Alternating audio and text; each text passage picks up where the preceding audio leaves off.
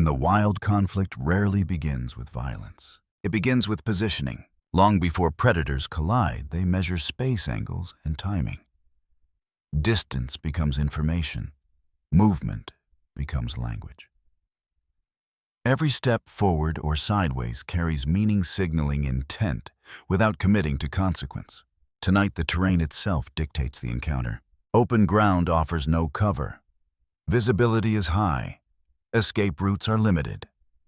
Any confrontation here will be exposed, costly, and difficult to control. This is not a place where mistakes can be hidden. Two forces approach the same point not simultaneously, but inevitably. The first arrives with confidence built on experience. Their movement is direct. Lines are tight. Spacing is minimal. This formation prioritizes immediate response and mutual reinforcement. It is designed to project certainty and discourage challenge. The second does not arrive as a unit. They appear incrementally materializing along the perimeter rather than the center. Their spacing is wider. Their movement is uneven. Some advance, others pause. A few remain distant, observing rather than engaging. This is not disorder, it is coverage. The difference in structure is intentional. One side controls ground by concentration, the other controls ground by distribution. At the center lies a resource too valuable to ignore. Its presence fixes attention and limits options. Whoever commits to defending it must face outward reacting to threats from multiple directions at once. Whoever approaches it gains the advantage of initiative without obligation. This is where tactics replace instinct. The concentrated group turns repeatedly tracking motion rather than individuals. Their bodies stay aligned, but their focus is stretched thin. Each adjustment costs effort. Each second of readiness compounds fatigue. The distributed group does not rush. They shift laterally, not forward. By moving across the defender's field of vision, they force constant recalibration. Angles change. Distance fluctuates. The defenders must decide which movement matters most and which can be ignored. That decision is never obvious. One approach is tolerated. Two are questioned. Three demand response. A forward step triggers a warning display. The defenders surge, briefly compressing space and restoring a sense of control. The advance stops. The line holds. But control achieved through reaction is temporary. As soon as the defenders settle back into position, the perimeter reshapes again. New angles form. Pressure resumes not through aggression, but through repetition. This is how tactical erosion begins. No attack is launched. No commitment is made. Yet energy drains steadily. Muscles remain engaged. Focus cannot relax. The defenders are denied the opportunity to benefit from what they guard. Time becomes a variable. The distributed group benefits from patience. They rotate attention. Individuals step in and out of engagement range. The cost is shared. No single member carries the full burden of risk. The concentrated group has no such luxury. Every member must remain alert at all times. Any lapse exposes the entire formation. Unity is strength, but it is also a constraint. Movement must be coordinated. Decisions must be collective. As minutes pass, the defenders' movements lose precision. Turns become slower. Pauses lengthen. These are subtle shifts, but in tactical terms, they are signals. Signals are noticed. The perimeter tightens not inward, but closer. Spacing decreases. Observation becomes engagement. The distributed formation begins to resemble a net rather than a circle, reducing escape angles and increasing psychological weight. Still no contact, because contact is not the objective. Control is. This is the phase where outcomes are decided before action occurs. Where advantage is gained not by force, but by forcing the other side to spend more than it can afford. The resource at the center remains untouched. Its value has inverted. What was once a prize is now a liability, an anchor holding defenders in place while the environment works against them. This is the moment where tactics override dominance, where positioning replaces intimidation, and where the next adjustment, however small, will determine whether control is maintained or quietly transferred. Once positioning is established, behavior begins to shift in measurable ways. Every predator operates within an energy budget. Movement is an expense. Attention is an expense. Readiness is an expense. When resources are limited, efficiency becomes the difference between holding ground and surrendering it. The defenders at the center are now spending continuously. Their stance requires sustained muscle tension. Heads remain elevated. Tails stiffen. Weight shifts from rest to readiness. None of this is dramatic, but all of it consumes energy without providing return.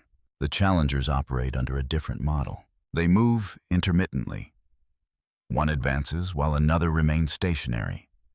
Some withdraw entirely, conserving energy while still contributing through presence. This staggered engagement distributes cost across the group and prevents fatigue from accumulating in any single individual. This imbalance grows with time. The defenders must monitor every approach equally because anyone could become decisive. The challengers do not share this burden. They choose when to engage and when to observe. Their attention narrows, while the defender's attention fractures. Behavioral cues begin to surface. Small signs, slower pivots, longer pauses before response, heavier. Breathing indicate rising expenditure. These cues are not accidental. In the wild, predators constantly read one another's efficiency. Declining responsiveness signals opportunity. The challengers adjust accordingly. They shorten intervals between approaches. Movements become more direct. Angles tighten. This does not escalate risk dramatically, but it increases cognitive load on the defenders. Decisions must be made faster, with less recovery time between them. This is where mistakes are manufactured. The defenders respond with controlled displays meant to reset distance. Short advances, assertive posture. These actions still succeed in halting immediate encroachment, but each display costs more than the last. Critically, none of these actions allow feeding. The resource remains present, but inaccessible. Guarding without consumption accelerates depletion. What should restore energy instead accelerates its loss. The challengers recognize this pattern. They are no longer testing boundaries at random. They synchronize pressure with visible fatigue. When defenders slow, challengers step closer. When defenders surge, challengers withdraw just enough to avoid contact. This is not fear. It is calibration. By avoiding full commitment, the challengers ensure that any counteraction from the defenders remains inefficient. Energy spent yields no gain. The defenders are forced into a reactive cycle with diminishing returns. Over time, posture changes. Weight shifts backward more often than forward. Head movement becomes less fluid. The defenders still control space, but less decisively. Their dominance now requires constant reinforcement.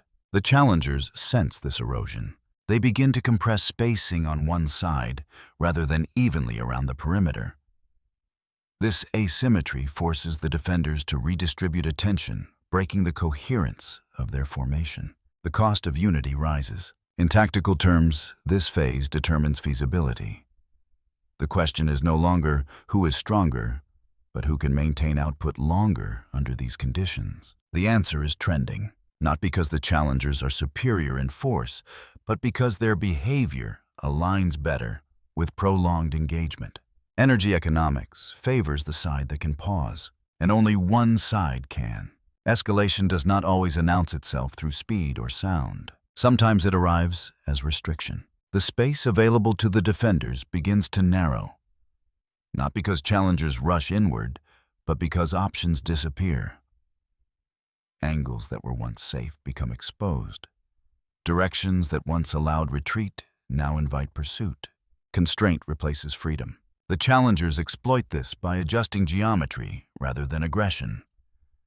They align movement to limit lateral escape, while maintaining distance. Each advance is shallow but cumulative. Over time, the defenders find themselves repositioning more frequently, correcting alignment rather than asserting it. This constant adjustment erodes stability. Formation integrity weakens as individuals respond to localized pressure. One turns to address movement on the flank. Another compensates by shifting position. These micro-adjustments introduce gaps not large enough for attack, but sufficient to fracture cohesion. The challengers do not rush these openings. They acknowledge them. Observation intensifies. Timing becomes tighter. Approaches now occur during moments of transition when the defenders are mid-turn or mid-step. These moments require minimal effort to exploit and maximum effort to counter. A sudden forward motion forces a reaction. The defenders respond with speed, but the motion lacks commitment. It is designed to restore distance, not resolve conflict. The challengers scatter briefly, preserving safety, while resetting pressure from a new angle. Each cycle leaves the defenders slightly worse off, not visibly weaker, but less decisive. The resource at the center now dictates positioning entirely. Defenders must remain close enough to deny access, yet far enough to respond to multiple directions. This compromise is unstable. The challengers recognize the instability. They begin to approach closer on one side, while maintaining distance on the other. This asymmetry forces the defenders to pivot repeatedly, creating a rhythm that can be predicted. Prediction changes everything. Once movement becomes predictable, control shifts. The challengers adjust timing to coincide with these pivots, stepping forward at the precise moment. Attention shifts away. For the first time, proximity increases without immediate correction. The defenders hesitate not from fear, but from calculation. Commitment carries risk. A full charge would break formation and expose flanks. A partial response may not be sufficient. This hesitation is brief, but escalation lives in brief moments. The challengers respond by increasing presence, not speed. They vocalize, they cluster momentarily. They amplify perception of number and confidence. Sensory overload replaces subtle pressure. The defenders now face multiple layers of constraint, spatial, energetic, and cognitive. Decisions must be made quickly, with incomplete information and declining reserves. This is the tipping environment. Not yet a collapse, but a narrowing corridor where outcomes converge. The defenders adjust by shifting weight backward, increasing distance from the most active pressure points. This movement improves safety, but sacrifices control of space closer to the resource. The challengers step into that space immediately, not aggressively, decisively. They do not pursue the defenders. They occupy the gap. Occupation, not attack, signals escalation has crossed a threshold. At this stage, violence becomes unnecessary. The confrontation has moved beyond deterrence. It is now about feasibility, whether holding ground remains possible without unacceptable cost. The answer is approaching clarity, because escalation driven by constraint does not demand a final strike. It demands acknowledgement, and acknowledgement in the wild often precedes withdrawal. The critical change does not arrive as a charge. It arrives as a fracture in decision-making. Up to this point, the defenders have responded as a coordinated unit. Even when pressure increased, choices were made: collectively turn together, advance together, withdraw together. That coherence has been their greatest asset. Now coherence becomes difficult to maintain. Pressure is no longer evenly distributed. It concentrates on one flank, then shifts, then returns.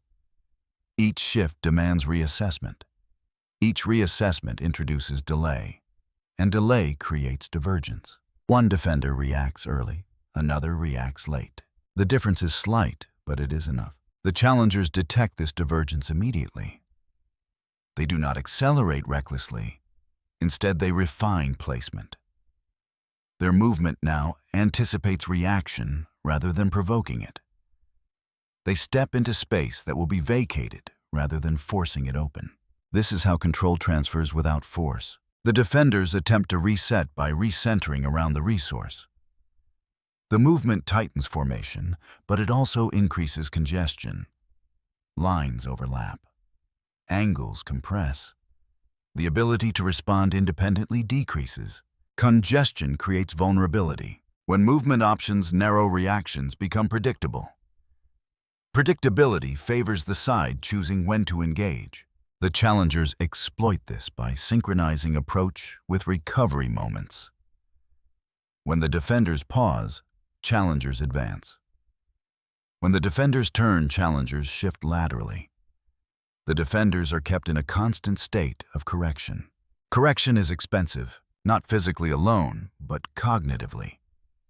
Every adjustment requires processing. Processing slows response. Slowed response invites further encroachment. A brief surge from the defenders attempts to reclaim initiative. It succeeds momentarily. Distance opens. The challengers retreat calmly, deliberately, only to reappear at slightly altered angles seconds later. The surge fails to restore dominance because it fails to restore choice. The defenders can still move, but only in limited ways.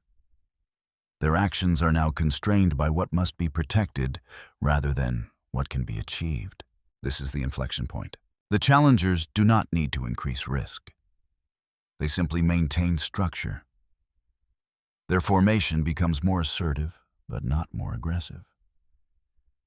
They occupy space confidently, signaling that withdrawal is no longer expected.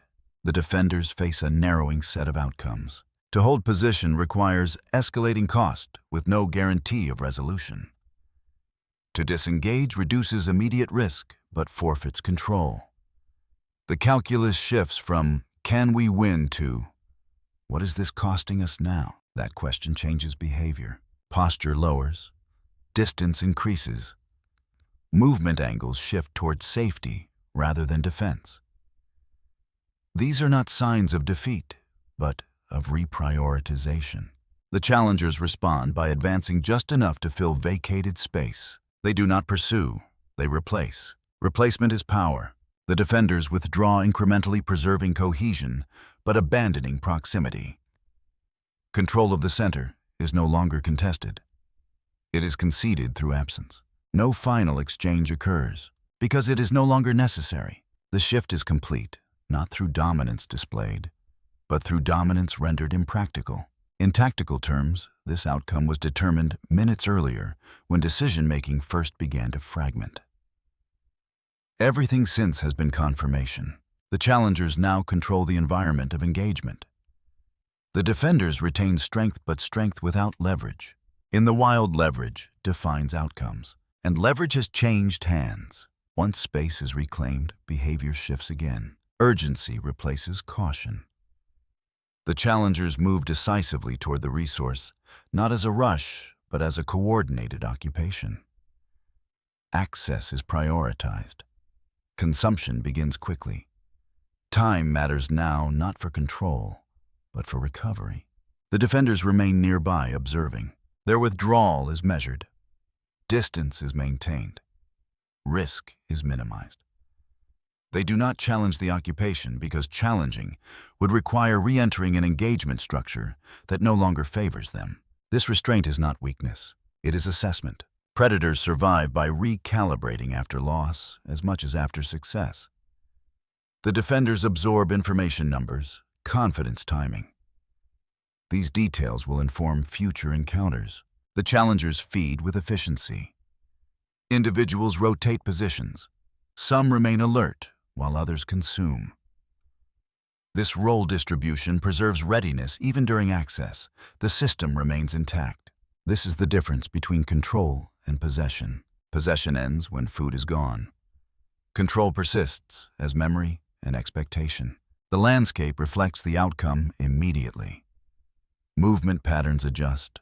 Attention shifts.